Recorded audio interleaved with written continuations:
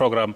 And as earlier mentioned, today in our quickfire segment, I have a gentleman and a lady, Barnaba Korir, of course, Team Kenya Deputy Chef de Mission to Paris Olympics, and of course, Wanjiru Mbugua Karani to my immediate right, who is the Team Kenya CEO to Paris Games. Welcome to the program.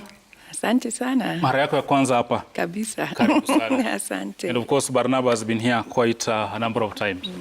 Let's begin from just the discussion we've had there. Paris 2024, Wanji, I'll begin with you. How far are we with the preparations? We are doing well with the preparations. For the first time this time, we started really early. We already have had teams in camp, like rugby, before they even went to qualify. And right now we have rugby, we have Malaika strikers, we have, those are the ones currently in camp. We also have fencing, we have Alexandra also in camp, in Paris and in Budapest and a couple more. So the teams are extremely well prepared this time. Extremely well prepared. We'll get how well prepared they are. But Barnaba, good to see you again. Let's begin with your forte, so to speak, that is athletics. And you saw the trials that went on, you were there. First of all, what do you make of it? Are you satisfied with what you saw at Nyayo? Thank you, Sheila. I think if you were there, you could have seen it for yourself. The trials went extremely well, and comparing even to the past trials that we have had during Olympics trials and also World Championship, I think this was one of the best, if not the best in all of them. We had several great performances and 2 world leads in the 100 meters and 800 meters. And 1500 meters for the women, we had the fastest time by Faith Kipyegon on African soil. And of course, if it was outside this country because of the altitude, I can tell you that you could have had a world record, because that is really fantastic. And remember, this was her first meet of the season since last year. So there's some good things in store for Faith and also for this country. And still staying with you, let's talk of 100 meters. In Tokyo, last time we had Fadi and Mark Otieno. Mark didn't get the qualification time at the weekend. He should be racing in the next days or weeks. Maybe take us through that. Does he still have a chance? What do you expect? Of course, the closing window for the qualification for the Olympics is on the 30th of this month. And Mark Otieno still has a chance. They're going for this week for African Senior Championship in Douala, Cameroon. So he still has a chance. We have also opportunities for other athletes who have not qualified, but they already made a team. That is in the 800 meters Mura. We have also 1500 meters Munguti, and then the 5000 meters for Margaret,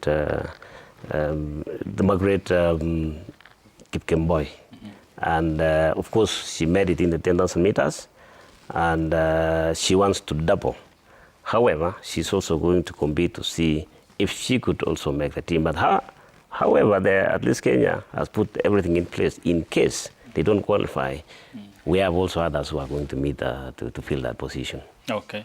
You will shed more light on that. But Wanjiru, you're talking of team sports, and you mentioned Shujaa already in the camp, and so are Malkia strikers. That's right. The Lionesses should be in action.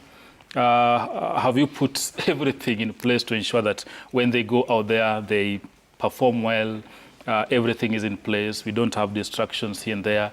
I'm asking this because we saw what happened in Rio 2016, the infamous Rio. And of course, right now it's still build up. What plans are there in place for the Lionesses as they chase for the ticket? So the Lionesses have also been in one of our camps. So the thing is about this time is we have also been supporting them before they even qualify. So we've been supporting them to be able to go for their qualifiers. And so we are doing with Lionesses. They are currently at Nyayo. The psych is good. Everybody is happy. They're eating well. You know, they're able to go for their training. And, you know, same thing with the men. Same thing with in athletics. The sprinters, we also had them in camp, all just preparing for their qualifiers. So the Lionesses are ready, and by the end of the weekend, we shall know. And Talk of team sport, and the panelists alluded to it. We've not done very well as team sports in Olympics. All the medals come from the track, and of course our marathoners. Malkia strikers do very well continentally. At the global level, not really much of a success. Same to Shuja last time out.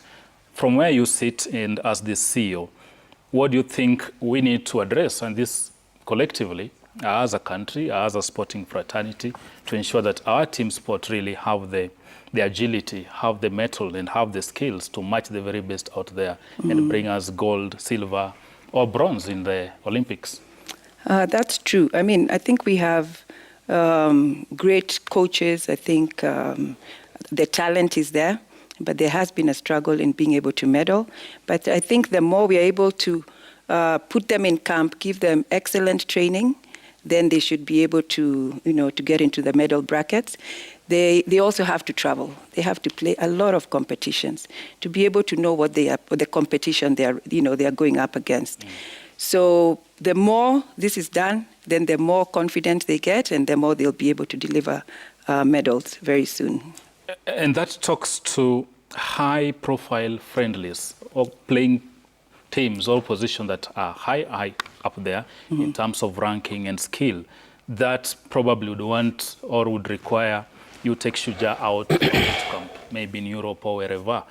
Could finances be a major issue from where you sit? Currently, that is correct. And also we must have time. For LA 2028, we must start as soon as we are done with Paris. All these competitions, they must start playing now. They must start gathering points, because we have realized a lot of people, they must have points. But by 2023, not enough teams had the number of points that were required. Yes. So we must start early again. Talking of points, you've taken me to the next question I wanted to pose to you is, what's the state of Angela Kutoyu as we speak? The games are almost around the corner. That is true. Angela Okutoyi, of course, as you know, is the African champion, and that technically qualified her for the Olympics on a continental slot. However, there is the requirement of being top 400. Yes. This closed last week on 10th of June, and she did not reach that placing of top 400. So we have made an appeal to the ITF, the International Tennis Federation, and the IOC. This is simply because, unlike the rest of the world, the other continental qualifiers who had about 10 months, because their qualifiers were held last year, African Games was postponed. So it left Angela with a bare 8 weeks to try and manage this fit. So we have put in an appeal, and then in the next 2 days, we should know, where we stand with her. So it's a matter of crossing the fingers that this goes her way. Yes. But I mean, we are determined that she should go. And if not, we must fight to have that removed. Because, as you know, Africa does not have enough competitions to be able to keep our African players at that kind of ranking. So we must figure out. I mean, once you've beaten everybody in Africa, and she proved that this week also at the Billie Jean King Cup, then you should be able to go for the Olympics without any other requirement. Korir, what she's talking about is basically the issue of facilities, so to speak. And even if you look at Angelo Kutoyi and the case of Julius Yego, these are self-made stars, people who worked their socks off just to put Kenya on the world map. The Billie Jean that went on last weekend, we also saw being hosted at the Nairobi Safari Club. But we talk about team sport. Facilities is appalling, and probably role models. Manyala has made boys and girls believe. We are seeing more and more taking 100 meters. Tennis, we still have a lot of gray areas. And even when you come to javelin still, you see Yego still remains our best. And right now he's chasing for the times for the Olympics. What should we do as a sports administrator from where you sit? What do we change so that the next Olympics, 4 years from now, we have more numbers actually trying to meet the qualification times? I think what you have seen already is that as a nation, and of course as a federation, is that we have to start somewhere. Concerning the infrastructure, you're aware that it is only the government that can build the infrastructure. It's not at least Kenya that can do that. However, considering the previous government that has been there before, of course they have tried, sometimes it's a failure in certain quarters, but when you see the systems that have been put in place now, the construction of sports facilities in the country, building of the stadiums, which are going on at the moment. Of course, we might also talk about the past, but then where we are now, we have to talk about the future. We cannot dwell on what has happened before. We have to look at the future. You have seen the performance of the starlets yesterday. They were very successful. And then it is a narrative that has already been created to ensure that sports also can be grown in this country. At least Kenya has done so much. And I want also to correct an impression that some of our athletes actually are celibate. It might not be true because, of course, if I sit here and tell you exactly what we have done, at least Kenya has put up camps all over the country. At least Kenya did not start yesterday. It has started maybe about 6 years ago, and you can see the results now. Some of the top stars, Mary Mora, we have Wanyonyi, and the rest of us who are now taking over. They are a product of the structures that has been put in place by at least Kenya. What is very interesting in this country is that you can see also negative narratives about at least Kenya. But it is the federation that is actually carrying the flag all over the world. Actually, Kenya, they say success has 1,000 fathers, yes. Failures none. Probably right now, yeah. If you look, for the very first time, we are not going to have any pugilist or a boxer representing Kenya at the Olympics. Absolutely. But you see now, that's what I was saying, that something has to start somewhere so that we see where we have failed and we build from that. If we fail to produce even one single boxer in this, definitely we have to look back as a nation and say what went wrong. It does not necessarily have to be the government itself. It is also have to be the administrators. Absolutely. It has to be the coaches. What went wrong? At least Kenya, they do whatever it takes to make sure that our athletes also train, irrespective of the less they have. But you see, even if you don't have much, then you can always raise something to do as the country is also developing. Kenya is not a very rich country to say that we have to put resources in one area. So now there is a structure that has been put in place. There is the issue of the Landa Hela. People are now realizing that they have to participate in sports so that we can build an industry in sports in this country.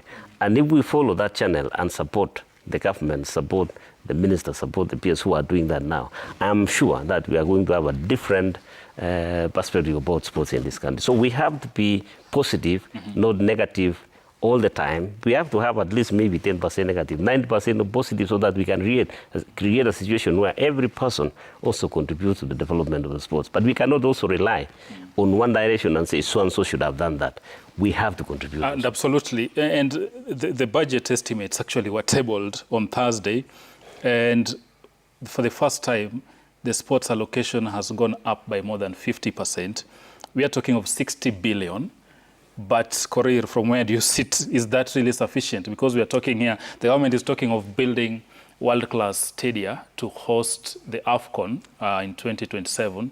And as federations, you are over 50 or over 100. You are all looking at this pie. Do you think that's sufficient? It might not be sufficient. But you see, what I want to say is that it's not necessarily that you have to build a mega structures. What we are thinking now as a federation, which the government actually supporting us, is to ensure that we build even basic infrastructure that you can have in schools, you can have even in clubs, so that these people those who are interested in sports can also participate in. But we cannot only be thinking about a mega structure that you can see is that become a white elephant. We have to really relocate some of this infrastructure to the rural areas where some of these athletes, the national athletes, can come from. So we have to change our attitude on how we view sports. And to view the sports is we have to also work very closely, partner with the schools where they have their own structures and support the schools, build even the government can give resources to develop their own infrastructure so that they can grow football, basketball, and we have also athletics. So it is very simple. If we start from the ground, I'm sure we are going to succeed. But if we are talking about now building a mega structure in Nairobi and Eldoret or anywhere else, it is not going to serve us. It's like Kasarani now. How many people does Kasarani serve? 1987. Yeah, it's there. It's a structure which is there. But we have to decentralize and give the resources to the areas where the athletes are so that they can actually utilize those resources. Of course, this is Sporty Monday, and today we are engaging Wanjiru Karani, the Team Kenya CEO to the Paris Olympics, and of course, Mr. Barnaba Korei, who is the Deputy Chef de Mission. Right now, we take a brief commercial break, but when we return, of course, I'll still have Barnaba and Wanjiru talking to us, including the Euro 2024. Stay tuned.